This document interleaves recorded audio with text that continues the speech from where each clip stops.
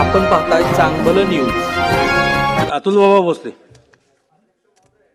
मी औचित्याच्या मुद्द्याद्वारे उंडाळे प्रादेशिक पाणी पुरवठा योजना चालू करण्याच्या बाबतीमधला विषय सभागृहासमोर मांडत आहे।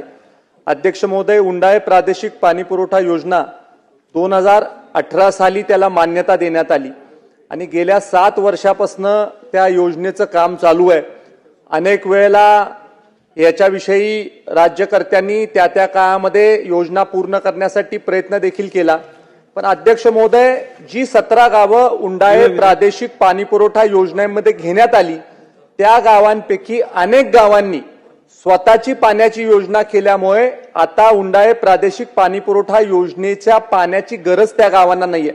अध्यक्ष महोदय, आमच्या मतदारसंघामध्ये कोयना वसाहत गाव असेल, नानलापूर गाव असेल, अशा गावांना पाण्याच्या बाबतीमध्ये नवीन योजनेची गरज आहे आणि त्यामुळे उंडाळे प्रादेशिक पाणी पुरवठा योजनेवर अध्यक्ष महोदय 80% खर्च झालेला आहे, फक्त 20% खर्च राहिलेला आहे। तो खर्च जर का केला तर ती योजना कार्यान्वित होईल आणि 17 गावांचं रिअलोकेशन करून ज्या गावांना पाण्याची गरज आहे त्याला पाणी देण्याच्या बाबतीमध्ये काम होईल। त्यामुळे अध्यक्ष महोदय, आपल्याद्वारे मी सरकारला विनंती करू इच्छितो की किरकोळ खर्च जो राहिलेला आहे तो खर्च आपण जर का केला तर ही योजना चालू होईल आणि मोठ्या प्रमाणावर कोयना वसाहत गाव, नानलापूर गाव आणि विस्तारित मलकापूरला या योजनेचा फायदा होऊ शकेल आणि शासनाने गुंतवलेले पैसे देखील सदकामी लागतील, ही विनंती आपल्याद्वारे करू इच्छितो।